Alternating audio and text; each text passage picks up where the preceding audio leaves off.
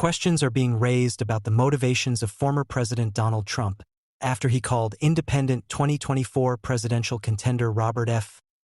Kennedy Jr. the most radical left candidate. Over the past 20 years, Kennedy, the nephew of former President John F. Kennedy and the son of former U.S. Senator Robert F. Kennedy, has perhaps gained more notoriety for his anti-vaccine views than for his distinguished family name. Kennedy comes from a prominent Democratic family, but others claim that his views on vaccinations and other issues align more with Republican voters, making him a potential threat to Trump come November. In an attempt to win back the White House, Trump is running against President Joe Biden and Kennedy. On Thursday, he posted a nearly 3-minute video to his Truth Social account in which he makes the case that Kennedy shouldn't pander to conservatives, insisting that Kennedy, who began his independent candidacy last year following a brief Democratic primary run, poses a greater threat to Biden than he does. The former president declared that he would be indicted any day now as a result.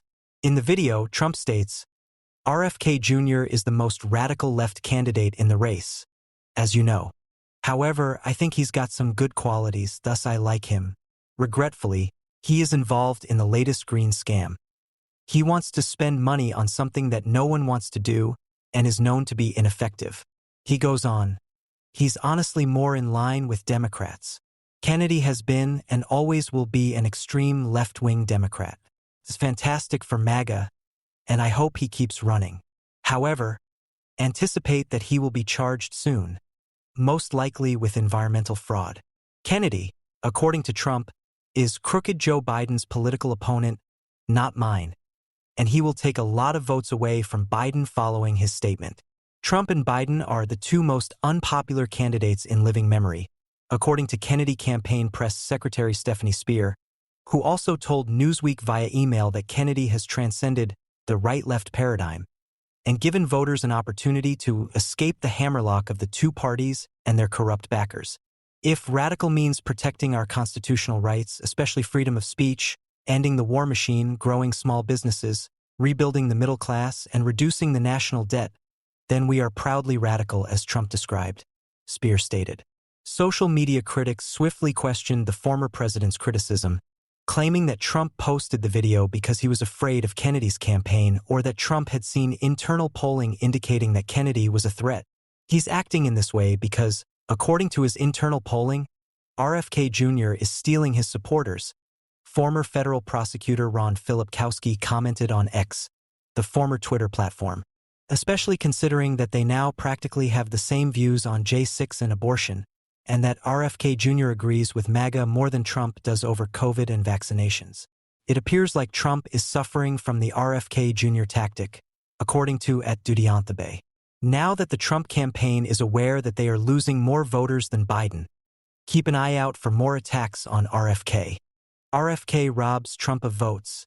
The Republicans let him out of the cage, now they have to face the consequences. All Trump's videos bashing RFK Jr. are painfully phony and low effort, @Ddolph tweeted. But considering his base believes literally everything he says, he knows this will be persuasive for the target audience. During his independent campaign, Kennedy appeared to support Trump or his policies multiple times, but he hasn't said much good about Biden. Kennedy claimed that Biden was a worse threat to democracy than Trump in a CNN interview this month, citing the former's attempts to censor political opponents and weaponize the federal agencies.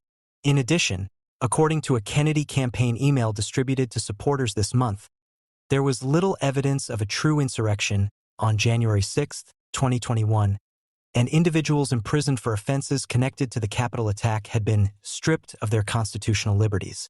Newsweek was later informed by a Kennedy campaign spokesman that the email was an error and does not reflect Mr. Kennedy's views. Moreover, Mary Trump, the estranged niece of former President Donald Trump, asserted on Thursday night that her uncle had made 7 huge mistakes in the previous 48 hours. Mary Trump, a strong opponent of her uncle, detailed a string of mishaps that she called a comedy of errors that damaged Trump, the likely GOP presidential nominee in 2024, in a blog post on Substack.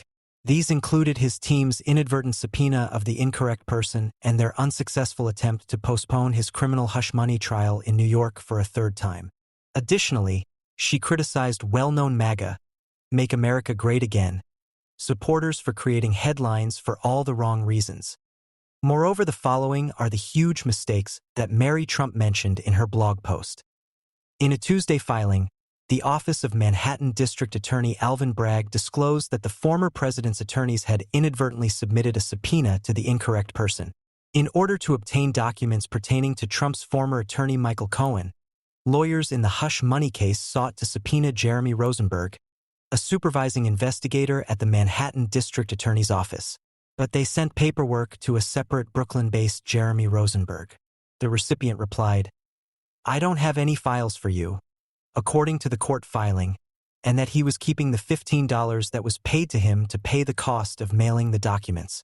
Following his indictment last year on 34 counts of falsifying business records in connection with payments made to the former adult entertainment actress Stormy Daniels in exchange for her silence regarding an alleged 2006 affair, Trump is set to go on trial on Monday, April 15th. Both all misconduct and an affair with Daniels have been refuted by Trump. On Wednesday, the ex-president urged his followers to kill the Foreign Intelligence Surveillance Act, FISA, legislation. In addition to reauthorizing the monitoring program, the measure includes several improvements aimed at resolving critics' worries about civil liberties. Kill FISA. It was unlawfully used to target numerous people, including me. In a tweet on his social media network, Truth Social, Trump claimed that they spied on my campaign. In a vote of 119 to 228, 19 conservatives and Democrats in Congress scuttled House Speaker Mike Johnson's plan.